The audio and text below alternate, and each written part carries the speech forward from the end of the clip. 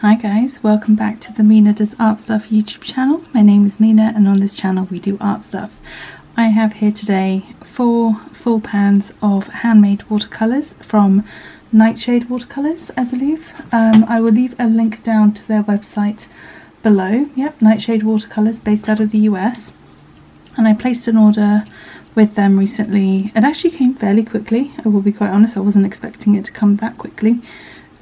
For 4 of these handmade watercolours by, I can't actually remember I'm not sure the person's name who makes these, but I saw a review of these on another YouTube channel here on YouTube, and I'll leave a link to that video as well below for you if you want to check that out. And I believe the artist's name is Sarah, and she does a very thorough review of a lot of their different watercolours from Nightshade Watercolours. But these 4 were the ones that stuck out for me. Mainly it was this one, which is quinacridone gold, and this is the original PO49 formula, or pigment rather, which is discontinued by all other brands. And then their sap green, which is also made with that PO49 pigment and PG7, so I wanted to give that a try. Then Indanthrene blue, because I don't think I've actually tried this colour by another handmade watercolour artist, so I wanted to give that a go, which is PB60. And then this one, which I thought was a really interesting one, is called Theo Ruby, and it's PR89 I think, or 88, and it's not a pigment I've heard of before, so I wanted to give that a go as well and see how it looks. So I've kind of got a bit of a triad here with the Quin Gold, the Indanthrene Blue and the Theo Ruby, and then the sap green as well, because I love sap green. So I'm going to get to unwrapping these and we can check them out and see what they look like.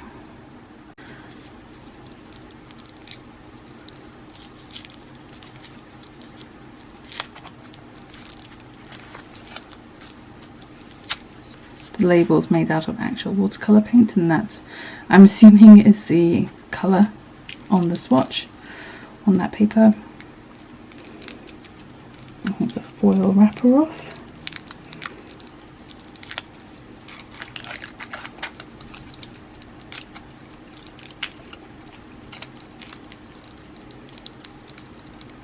Okay, so the paint's a bit on the gooey side.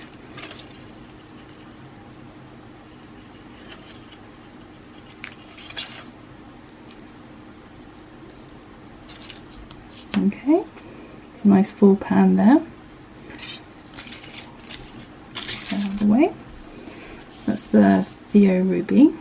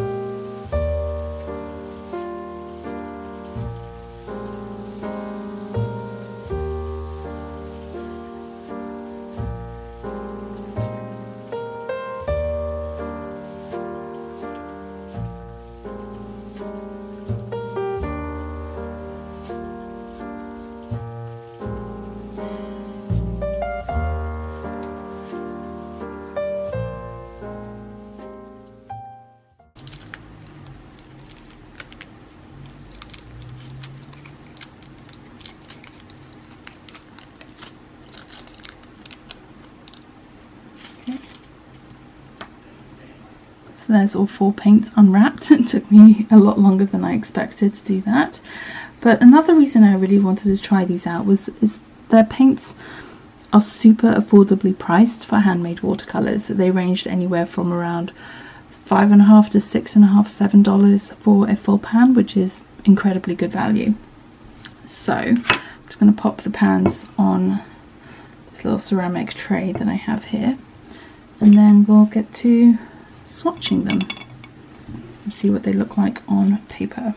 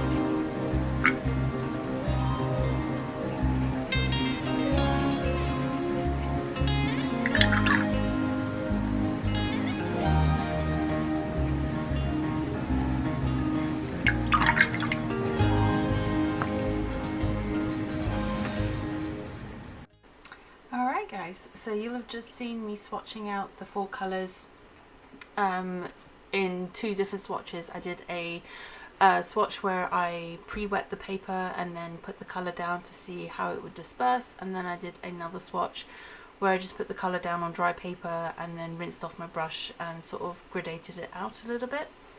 And then on the other side of the page of the spread of the sketchbook, I decided to do some colour mixing. So I used one of the stamps from the watercolour workbook stamp set that I got from Erik Landgraf, and I'll put a link to a video I did dedicated to that stamp set in the video description box below, so you can check that out if you're interested. And I decided to just mix all the colours with each other and just see what different shades and tones we can get just from these 4 colours. Now obviously there is a primary triad of sorts with the Quin Gold, the Theo Red and the Indanthrone Blue.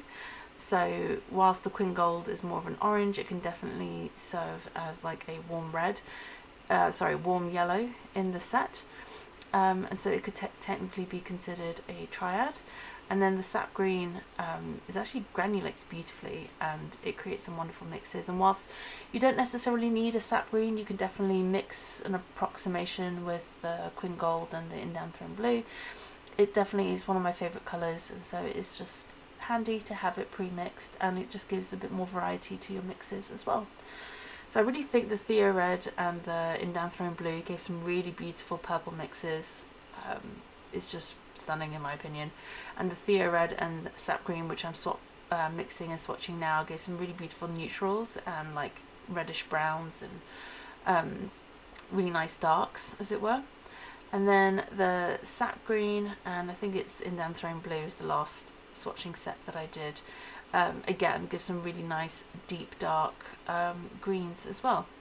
All in all, I think it's a really lovely mixing set. There's a lot you can do with it. You might, for a bit more variety, a bit more, a bit more range, you might want a cooler yellow. But I personally lean more to having a preference for warmer yellows, so the Quin Gold serves me fine. And you can see there the Quin Gold and the Sap Green have this weird sort of speckling like dots at the bottom of the wet washes at the top. And because the Quin Gold is a pigment that's in the Sap Green, I'm thinking this is more of a attribution or a result of the Quin Gold being in that mix. But you can see the beautiful mixes that you can get from this set, some really nice earthy sort of colours and natural looking colours as well. Anyway, I really look forward to using this set more, and stay tuned because I'll do a paint with me video with this set coming up on this channel very soon. Please like, subscribe and stay tuned for more videos. Take care. Bye!